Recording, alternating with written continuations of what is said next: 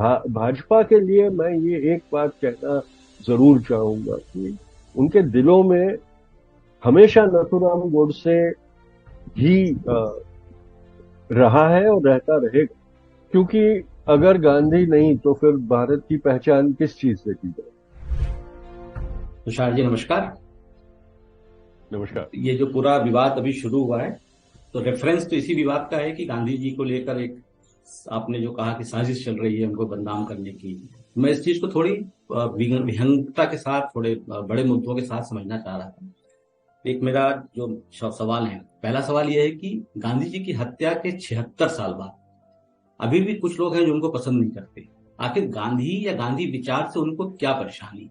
गांधी की जो आकृति थी वो उनके लिए बहुत डरावनी आकृति है। वो जिंदा थे तब उनकी जो शारीरिक स्वरूप था उससे वो डरते थे, घबराते थे, क्योंकि जो समर्थन उनको कभी नहीं मिल पाया वैसा समर्थन बापू ने चुटकी बजाते पा लिया, ऐसा लोगों को लगता है।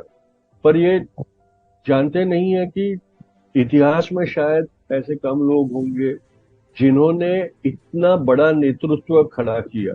तो ये जो सारी बातें हैं वो उनको डराती थी, पहले भी डराती थी, और उनकी हत्या करवाने के बाद जब उनको पता चला कि वो विचार तो और भी ज्यादा ताकतवर और प्रभावशाली हो गया, तो वो उस विचार को की हत्या करने के पीछे जुट गए। और इसीलिए 76 साल से उनका ये दुष्प्रचार का दौर चलता आया।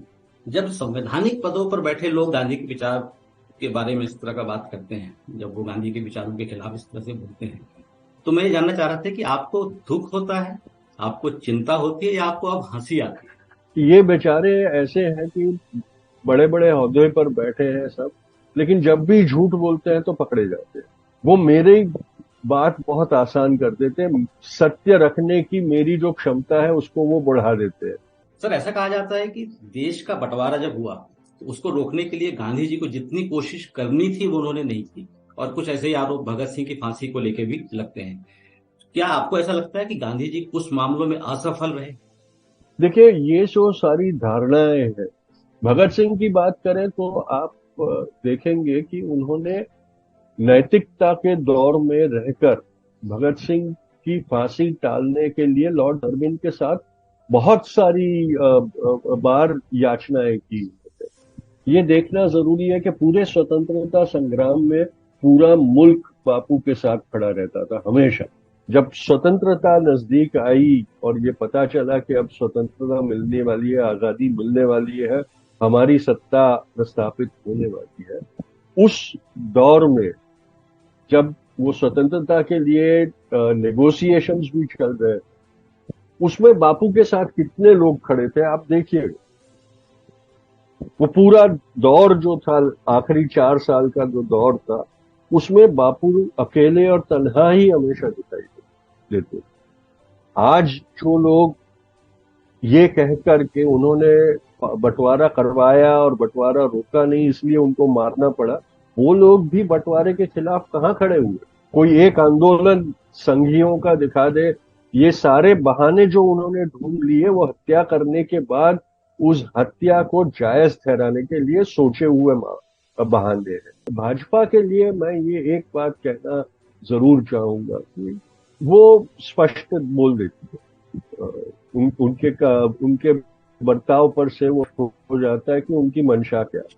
उनके दिलों में हमेशा नथुराम गोडसे ही रहा है और रहता रहेगा। गांधी उनकी मजबूरी है। आज हम देखते हैं कि गांधी का नाम जो है वो तो सरकारी योजनाओं में खूब रहता है, और जितने भी विदेशी मेहमान आते हैं तो शायद दिल्ली आने के बाद पहला काम उनका होता है कि वो गांधी की समाधि स्थल पे जाते हैं, फूल चढ़ाते हैं। और वहीं दूसरी ओर जो पदों पर बैठे लोग हैं वो गांधी का विरोध भी करते हैं, गालियां भी देते हैं। लेकिन गांधी आधिकारिक तौर पे आज भी देश का एक अभिन्न हिस्सा है, भारत का अभिन्न हिस्सा माने जाते हैं। आपको क्या लगता है कि ऐसी क्या मजबूरी है सरकार की कि गांधी को मानना जो है वो उनके लिए अभी भी जरूरी लग रहा है? क्योंकि अगर गांधी नहीं तो फिर भारत की पहचान किस चीज से की जाए, ये सरकार भी जानती। तो ये उनकी मजबूरी।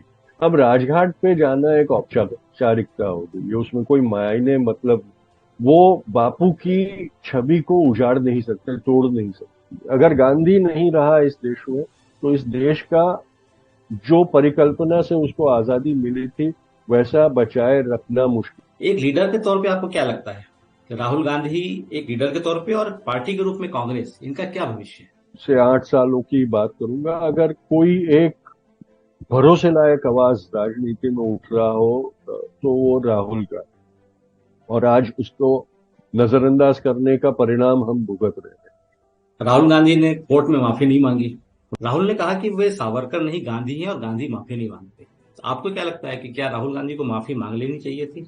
नहीं, क्योंकि अगर वो माफी मांगते तो ये साबित होता कि उन्होंने जो कहा था वो सत्य नहीं था। वरिष्ठ अदालत में भी वो दोषी साबित हो जाए तो भी उन्होंने माफी तो नहीं मांगनी चाहिए, क्योंकि अगर अब माफी मांग दी तो ये हो जाएगा कि ये वो बेबुनियादी बातें करते हैं, मनगढ़ंत बातें करते हैं। शेयर एंड डाउनलोड करो दिव्य भास्कर ऐप।